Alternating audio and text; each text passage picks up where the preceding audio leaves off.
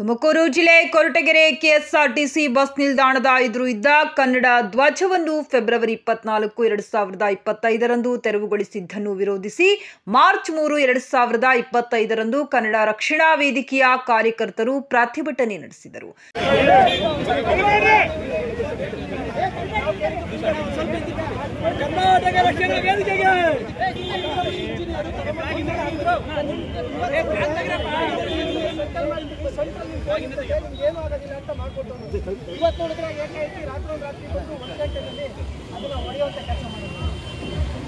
ಬಹಳ ನೋವಾಗಿದೆ ನಮಗೆ. ಕರ್ನಾಟಕ ರಕ್ಷಣಾ ಕರವೇ ರಾಜ್ಯಾಧ್ಯಕ್ಷ ನಾರಾಯಣಗೌಡ, ಜಿಲ್ಲಾಧ್ಯಕ್ಷರು ಮತ್ತು ತಾಲೂಕಿನ ಅಧ್ಯಕ್ಷ ನಟರಾಜ್ ಅವರ ನೇತೃತ್ವದಲ್ಲಿ ಕಾಲ್ನಡಿಗೆ ಪ್ರತಿಭಟನೆಯನ್ನ ನಡೆಸಿ ಪಟ್ಟಣ ಪಂಚಾಯಿತಿಯ ಎದುರು 106 ಕನ್ನಡ ಧ್ವಜಗಳೊಂದಿಗೆ ಭಾರೀ ಸಭೆ ನಡೆಯಿತು. ಧ್ವಜ ತೆರವು ವಿರುದ್ಧ ಗಂಭೀರ ಆಕ್ರೋಶ ವ್ಯಕ್ತಪಡಿಸಿದ ಕರವೇ ಕಾರ್ಯಕರ್ತರು ಧ್ವಜ ಮರುಸ್ಥಾಪನೆ ಇಲ್ಲದಿದ್ದರೆ ತೀವ್ರ ಹೋರಾಟ ಎಚ್ಚರಿಕೆ ನೀಡಿದರು.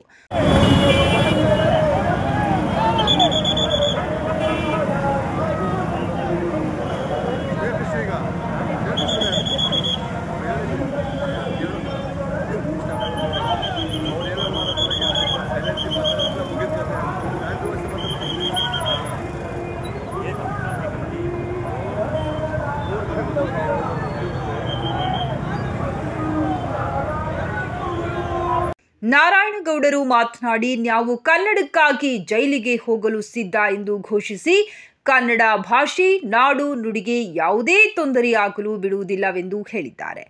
ಪುಟ್ಟಪ್ಪನವರ ತ್ಯಾಗವನ್ನ ನೆನಪಿಸಿಕೊಂಡು ಕನ್ನಡ ಪರ ಹೋರಾಟ ತೀವ್ರಗೊಳಿಸುವ ಸಂಕಲ್ಪ ವ್ಯಕ್ತಪಡಿಸಿದರು. ಈ ನೆಲದ ಪುಣ್ಯಾತ್ಮರಿಗೆ ಹೇಳ್ತಾ ಇದ್ದೀನಿ, ಬಿಜೆಪಿ ಸಹಿಸ್ಕೋಬೇಡಿ, ಕಾಂಗ್ರೆಸ್ ಸಹಿಸ್ಕೋಬೇಡಿ, ಜೆಡಿಎಸ್ ಸಹಿಸ್ಕೋಬೇಡಿ, ಆದ್ರೆ ಕನ್ನಡ ಕೂತು ಬಂದಾಗ ಸಹಿಸ್ಕೋಬೇಡಿ. ನೀವು ಸಹಿಸ್ಕೋಬೇಡಿ. ಅವ್ರು ಬಿಟ್ಟಾಕಿ, ಕಾಂಗ್ರೆಸ್ ಕಿತ್ತಾಕ್ರಿ, ಬಿಜೆಪಿ ಹೋಗ್ಲಿ, ಜೆಡಿಎಸ್ ಹೋಗ್ಲಿ, ನಮ್ಗೇನಾಗಬೇಕಾಗಿದೆ? ಯಾರು ಕನ್ನಡ ಅಂತ ಹೇಳಿ ಕನ್ನಡ ಹಾಕ್ತಾರೆ ಅವ್ರನ್ನ ನಾವು ಪ್ರೀತಿ ಮಾಡ್ತೀವಿ, ಅವ್ರಿಗೊಂದಿಷ್ಟು ಅಭಿಮಾನ ತೋರಿಸ್ತೀವಿ, ಅವ್ರನ್ನಷ್ಟು ಗೌರವದಿಂದ ಕಾಣ್ತೀವಿ. ಪುಟ್ಟಪ್ಪನವ್ರು ಹೇಳ್ತಾರೆ, ಅವರು ಸತ್ತು ಸ್ವರ್ಗಕ್ಕೆ ಹೋದಾಗ ಅವರು ಒಂದ್ ಕಡೆ ಬರ್ಕೋತಾರೆ, ಸ್ವರ್ಗದ ಬಾಗ್ಲಲ್ಲಿ ಹಾಕಿದಂತ ಆಂಗ್ಲ ನಾಮಫಲಕವನ್ನ ನೋಡಿ, ಅಯ್ಯೋ ಈ ಸ್ವರ್ಗವನ್ನ ಆಂಗ್ಲ ನಾಮಫಲಕ ಹಾಳ್ತಾ ಇದೆ ಅಲ್ಲ, ಇಂಥ ಆಂಗ್ಲ ಫಲಕದ ಸ್ವರ್ಗ ನನಗೆ ಬೇಕಾ ಅಂತ ಹೇಳಿ ತಿರುಗಿ ನರಕದ ಬಾಗಿಲು ನೋಡಿದಾಗ ನರಕದ ಬಾಗಿಲಲ್ಲಿ ಮುದ್ದಾದ ಗುಂಡಾದ ಕನ್ನಡವನ್ನು ನೋಡಿದಾಗ ಪುಟ್ಟಪ್ಪನವ್ರು ಹೇಳ್ತಾರೆ, ಕನ್ನಡವಿಲ್ಲದ ಈ ಸ್ವರ್ಗ ನನಗೆ ನರಕ ಸಮಾನ. ಕನ್ನಡವಿರುವ ನರಕವಾದರೂ ಅದು ನನಗೆ ಸ್ವರ್ಗ ಸಮಾನ ಅಂತ ಹೇಳಿ ಕನ್ನಡಕ್ಕಾಗಿ ಕುವೆಂಪು ನರಕಕ್ಕೆ ಹೋಗ್ತಾರಂತೆ. ಮಾತಾಡ್ತಾರ ಕನ್ನಡದ ವಿಚಾರದಲ್ಲಿ. ಈಗ 224 ಜನ ಅಲ್ಲಿ ವಿಧಾನಸಭೆಯಲ್ಲಿ ಕೂತಿದಾರಪ್ಪ. ಇವತ್ತಿಂದ ಅಧಿವೇಶನ ಪ್ರಾರಂಭ ಆಗಿದೆ. ಆ 224 ಜನರಲ್ಲಿ ಯಾರ ಕೇಳಿ, ಕನ್ನಡಕ್ಕಾಗಿ, ಕನ್ನಡಿಗರಿಗಾಗಿ, ಕಾವೇರಿಗಾಗಿ, ಕೃಷ್ಣಗಾಗಿ, ಮಾದಾಯಿಗಾಗಿ, ಬೆಳಗಾವಿಗಾಗಿ ಯಾರಾದ್ರೂ ಒಂದು ಕೇಸ್ ಹಾಕಿಸ್ಕೊಂಡು ಒಂದಿನ ಜೈಲಲ್ಲಿ ಕೂತಿದ್ರೆ ಅವ್ರು ಬಂದು ಹೇಳಿರಿ ನನ್ನ ಮುಂದೆ. ಒಬ್ರು ಇಲ್ಲ ಅಂತವ್ರೊಬ್ರು ಇಲ್ಲ. ಯಾರು ಕೂತಿದ್ದಾರೆ? ಯಾವ ವಿಧಾನ ಪರಿಷತ್ನ ಒಂದು ಕಾಲಕ್ಕೆ ಚಿಂತಕರ ಚಾವಡಿ ಅಂತ ಕರೀತಿದ್ರಲ್ಲ, ಆ ಚಿಂತಕರ ಚಾವಡಿಲಿ ಯಾರ್ಯಾರೋ ಕೂತಿದ್ದಾರೆ. ಇವತ್ತು ಯಾರ್ಯಾರೋ ಮಾಫಿಯಾಗಳು ಕೂತಿದ್ದಾರೆ. ಇಂಥ ಪರಿಸ್ಥಿತಿ ಕರ್ನಾಟಕದ ನೆಲದಲ್ಲಿ. ಅದಕ್ಕೋಸ್ಕರ ಹೇಳ್ತಾ ಇದ್ದೀನಿ, ನಿಮ್ಮ ಕನ್ನಡವನ್ನ, ಕನ್ನಡಿಗರನ್ನ, ಕರ್ನಾಟಕವನ್ನ, ನೆಲಜಲಗಳನ್ನ, ನಿಮ್ಮ ಬದುಕನ್ನ ರಕ್ಷಣೆ ಮಾಡುವಂತ ಶಕ್ತಿ, ಸಾಮರ್ಥ್ಯ ಯಾರಿಗಾದ್ರೂ ಇದೆ ಅಂದ್ರೆ ಇವತ್ತಿನ ಕಾಲಕ್ಕೆ ಅದು ಕರ್ನಾಟಕ ರಕ್ಷಣಾ ವೇದಿಕೆ ಅವರಿಗೆ, ಕನ್ನಡದ ಹೋರಾಟಗಾರರಿಗೆ. ಇದನ್ನು ಮರೆಯೋಂಗಿಲ್ಲ, ನೀವು ಮರೆಯೋಂಗಿಲ್ಲ.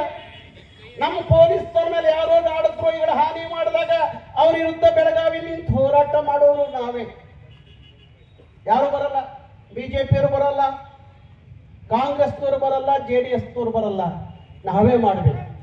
ಅದಕ್ಕೋಸ್ಕರ ಹೇಳ್ತಾ ಇದ್ದೀನಿ, ದಯವಿಟ್ಟು ಮತ್ತೆ ಕರವೆಯನ್ನ ಕೆರಳಿಸುವಂತ, ನಮ್ಮ ಸಹನೆಯನ್ನ ಕೆರಳಿಸುವಂತ ಕೆಲಸ ಯಾರೂ ಮಾಡಬೇಡಿ. ನನಗೆ ಕನ್ನಡಿಗರ ಮೇಲೆ ಮಾತಾಡೋದು, ಅವ್ರನ್ನ ವಿರೋಧಿಸೋದು, ಅವ್ರ ವಿರುದ್ಧ ಪ್ರತಿಭಟಿಸೋದು ನನಗೆ ಆಗದೇ ಇರುವಂತ ಕೆಲಸ ಅದು.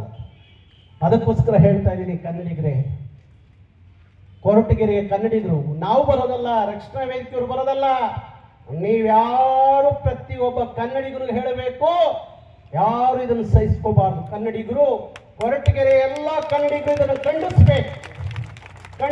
ಈ ಪ್ರಕರಣವನ್ನ ಖಂಡಿಸ್ಬೇಕು. ಅದಕ್ಕೋಸ್ಕರ ಬಂಧುಗಳೇ, ನಾನು ಇವತ್ತು 3 ಗಂಟೆಗೆ ಸನ್ಮಾನ್ಯ ಮುಖ್ಯಮಂತ್ರಿಗಳನ್ನ ಭೇಟಿ ಮಾಡ್ತೇನೆ. ಆ ಸಂದರ್ಭದಲ್ಲಿ ಈ ವಿಚಾರವನ್ನು ಚರ್ಚೆ ಮಾಡ್ತೀನಿ. ಅದಕ್ಕೋಸ್ಕರ ನಾನು ಇಲ್ಲಿ ಬಂದಂಥದ್ದು, ತಕ್ಷಣ ಆ ಧ್ವಜಸ್ತಂಭದ ನಿರ್ಮಾಣ ಆಗಬೇಕು, ಧ್ವಜ ಆ ಕಂಬದಲ್ಲಿ ಹಾರಬೇಕು. ಕನ್ನಡದ ಅಪ್ಪಟ ಕನ್ನಡದ ಈ ತಾಲೂಕಲ್ಲಿ ಯಾವತ್ತೂ ಕನ್ನಡದ ಧ್ವಜಕ್ಕೆ ಕನ್ನಡಿಗರಿಗೆ ಕುತ್ತು ಬರಬಾರದು.